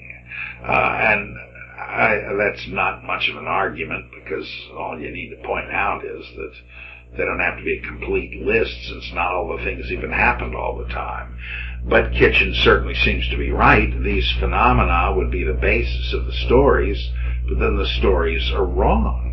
The Bible story clearly depicts this as stuff that would not be happening and hadn't happened, but this time the God of Moses made it happen to knock some sense into the Egyptians, which he didn't even do because he kept making them stupider, hardening their hearts, saying, I don't want them to be convinced yet. I want to really make a fool out of Yul-Brynner here, so I'm going to make him not be convinced even of this one, so I can pour on more.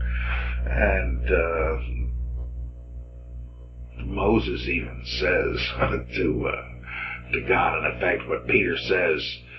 Peter and Mary Magdalene say to Jesus in Jesus Christ Superstar, I think you've made your point now. You've even gone a bit too far to get the message home. Before it gets too frightening, we ought to call a halt. Could we start again, please? Well, that's kind of what they're saying to Pharaoh, and Moses saying to God, okay, that's great, Lord. You got him ready to let us go, so we're going to pack our bags. Not so fast, Mo. I got another trick up my sleeve. Oh, no. It's great. Anyway,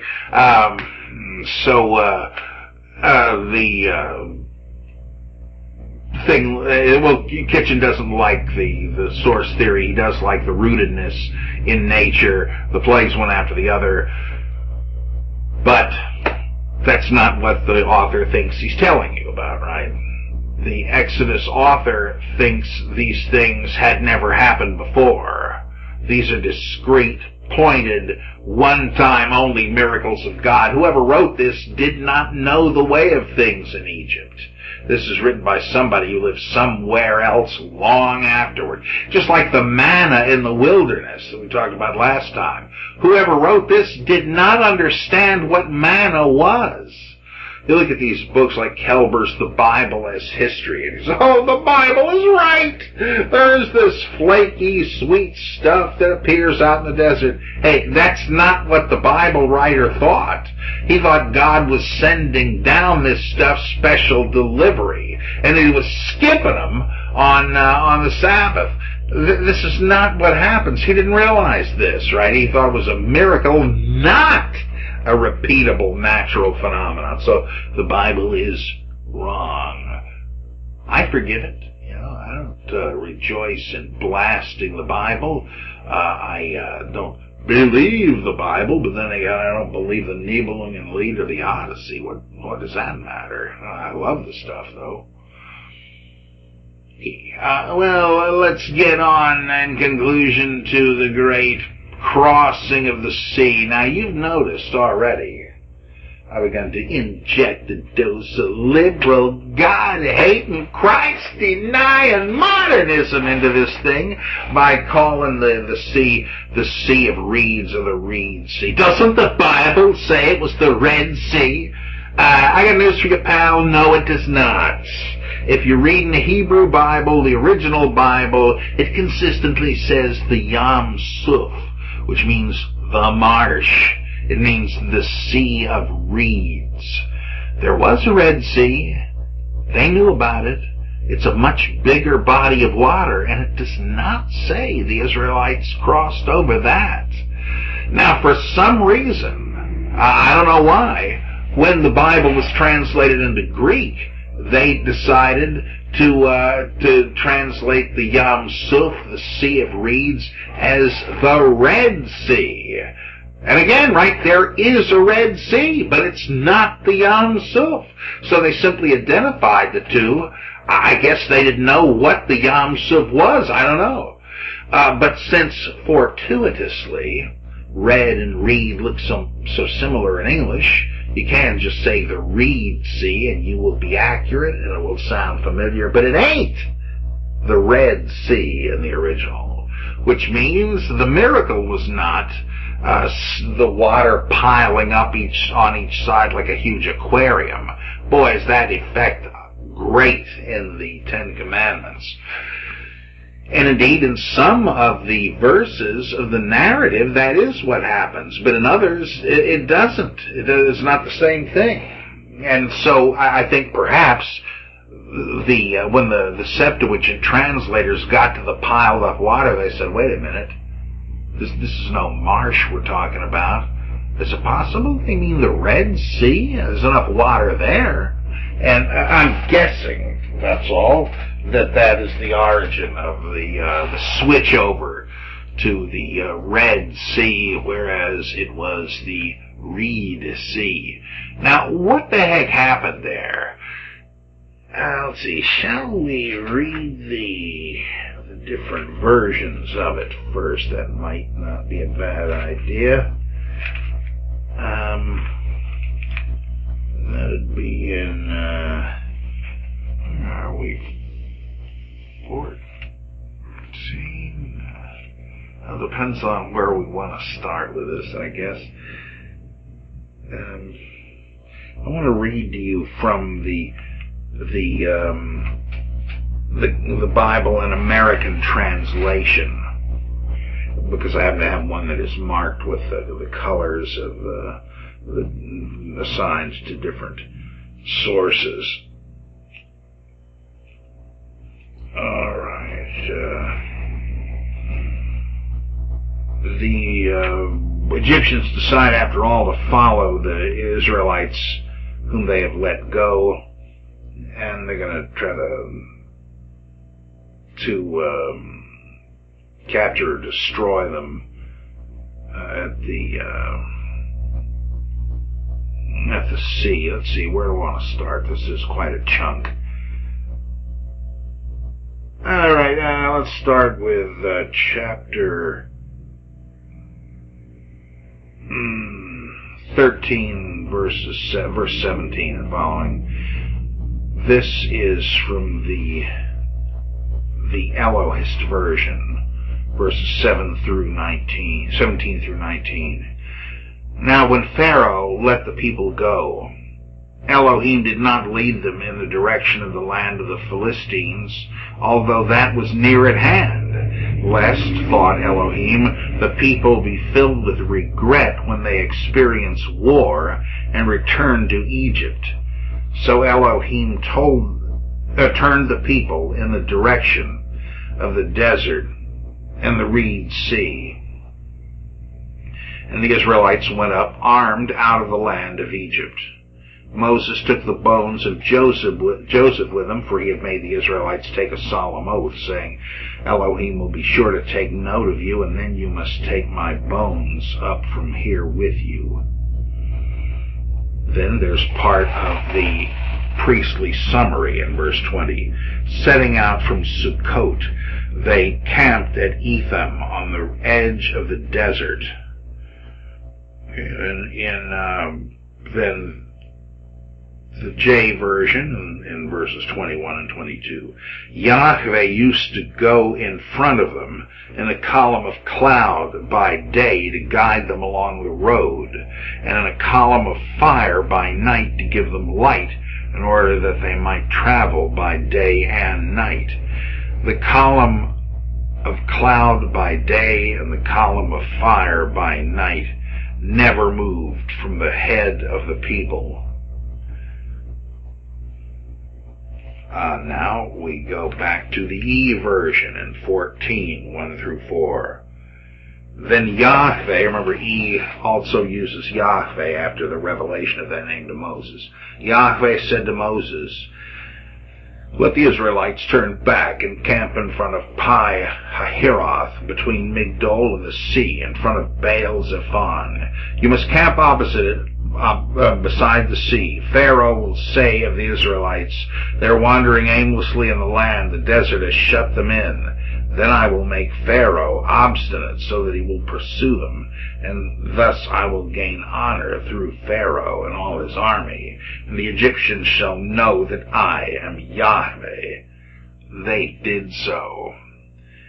Back to J. When the news was brought to the king of Egypt that the people had fled, Pharaoh and his courtiers changed their minds about the people. Whatever have we done, they said, to let Israel leave our service? So he hitched the horses to his chariot and took his people with him. And he took 600 chariots, picked from all the chariots of Egypt, with charioteers in charge of them all. And you notice in this, there is a statement about Pharaoh deciding to bring them back, which he had already done in the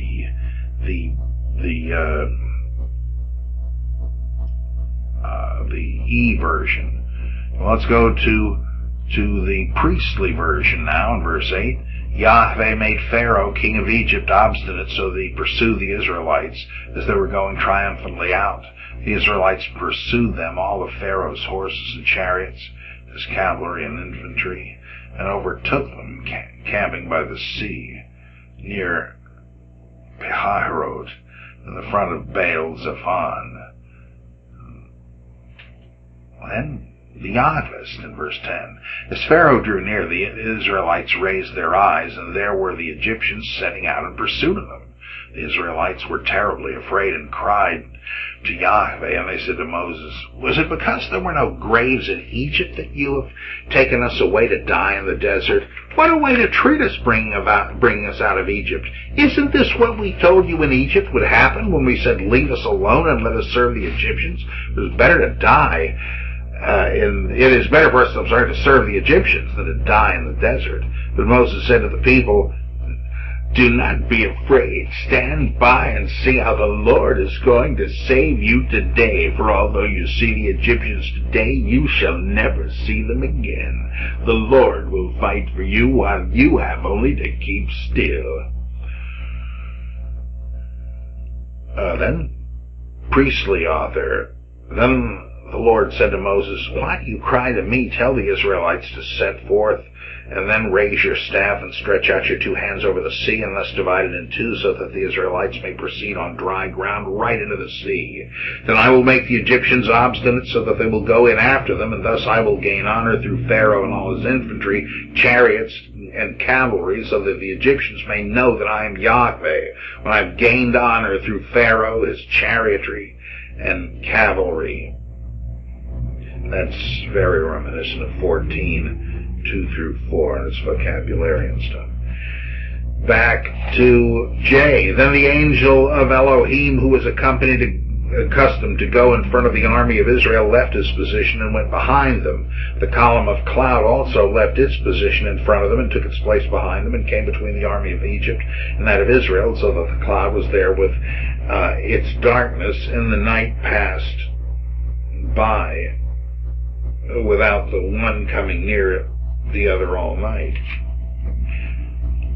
Then the priestly summary: Then Moses stretched out his hand over the sea, and Yahweh moved the sea away by means of a strong east wind all night, and turned the sea into dry land. The waters were divided, so that the Israelites proceeded on dry ground right into the sea, the waters forming a wall for them to the right and left of them. Pursuing them, the Egyptians followed them right into the sea, all of Pharaoh's horses and his chariot and cavalry. The priestly writer, then, has this exaggerated notion of the waters piling up like walls. We resume with a J narrator in 24. At the morning watch, Yahweh lowered himself toward the Egyptian army in the column of fire and cloud, and threw the Egyptian army into a panic. He clogged their chariot wheels and caused them to proceed with such difficulty that the Egyptians said, "Let us flee from the Israelites, for Yahweh is fighting for them against the Egyptians." Back to the priestly writer that said, "Stretch out your hand." Then Yahweh said to Moses, "Stretch out your hand over the sea, that the water may flow back upon the Egyptians, upon their chariotry and cavalry." So Moses stretched out his hand over the sea, and as morning broke, the sea returned to its steady flow. And as as the Egyptians fled before it, Yahweh shook the Egyptians right into the sea. Little half sentence about Yahweh from the Naturalistic writer, but next two verses, P. The water returned and covered the chariotry and cavalry belonging to the whole army of Pharaoh that had followed them into the sea, not so much as one being left. The Israelites had walked on through the middle of the sea on dry ground, the water forming a wall for them to the right and to the left of them. Back to J. Thus did Yahweh have Egypt, say to Egypt that day, from the power of the Egyptians. So Israel saw the Egyptians lying dead on the seashore, and when Israel saw the mighty act which Yahweh had performed against the Egyptians, the people stood in awe of Yahweh, and trusted Yahweh and his servant Moses. Then there's the long song of Moses in chapter 15. So what do we have there? We have a little bit of priestly summary, and we have alternations between the longer versions of J and E, and we have hints of earlier and later versions of the story in which it is more and less miraculous. I should say less and more. The earlier is always the less. The later is the more spectacular. What is supposed to have happened here? If you think of it as more of a sea, and some of the verses from P do that, right? The water in walls and all that. Well, then people have suggested a couple of historical, I don't want to say antecedents because these things are more recent in history, but they're parallels, I guess you should say, from closer to our own day.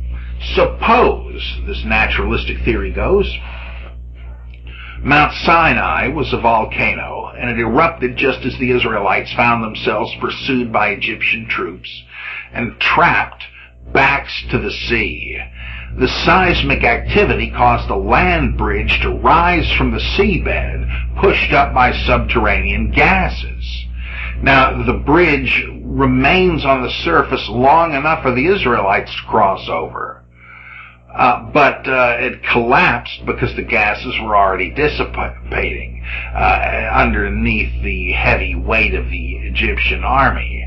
And so there wasn't anything to hold it up, and kaboom. Now, things like this have happened. For instance, near Naples, in 1538, September 29th, and then again on the island of Martinique in 1902. In both cases, witnesses said there was a pillar of fire, that is, a floating incandescent gas cloud, just as in Exodus. But then again, these stories presuppose a real sea, not a marsh. So I don't really think they help us figure this one out very much. Here's a strange one. Here is a well, all right, let's leave it at that. Let's just get that straight now. It is possible, because it has happened, that you can have this seismic activity. The gas forms in a pocket, but then dissipates after having raised the land bridge above the water, and whoever ventured out onto it might get off it in time, but if you didn't, you'd sink. Right, when the gases had totally dissipated and the shell collapses. All right, could have happened. It has happened. There's the principle of analogy. But on the other hand, the timing makes you wonder, right? Just in the nick of time. Okay, here's the second one. This one is much more modest, but grapples successfully with the J material, in which it is simply the Sea of Reeds. Maybe there was a straightforward military clash between Israel and Egypt, and Israel won. Now, how'd that happen? Well, if you look at parts of this narrative, Exodus 13, verse 17. I got the wrong book open here. Wait just 1 second. Exodus 13, yes, verse 17. Now when Pharaoh let the people go, God did not send them in the direction of the land of the Philistines, though that was near at hand, lest, thought God, the people would be filled with regret when they experience war and return to Egypt. All right, what is the idea there? They've gone out armed for war, but they don't go the way where they're liable to have a clash because maybe they're such greenhorns, they don't want to take the risk. But that's what's at stake. Okay, then, so God turned the people in the direction of the desert and the Reed Sea. And the Israelites went up armed out of the land of Egypt. Okay, you see, they could have the clash, but God is saying, let's hold off a little while till they're ready. 1425. Would resume this thread. The Egyptian army is in a panic. Each declogged their chariot wheels and caused them to proceed with such difficulty. The Egyptians said, "Let's flee from before the Israelites, for Yahweh is fighting with them against the Egyptians." Then, where do you go from there? 30, thus did Yahweh save Israel that day from the power of the Egyptians. So Israel saw the Egyptians lying dead on the seashore. And when Israel saw the mighty act which Yahweh had performed against the Egyptians, the people stood in awe of Yahweh and trusted Yahweh and his servant Moses. Then 15. Let's see.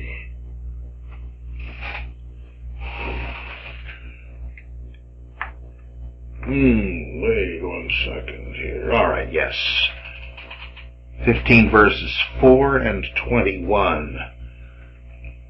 Pharaoh's chariots and his army he cast into the sea, and the best of his charioteers were engulfed in the Reed Sea. And 21.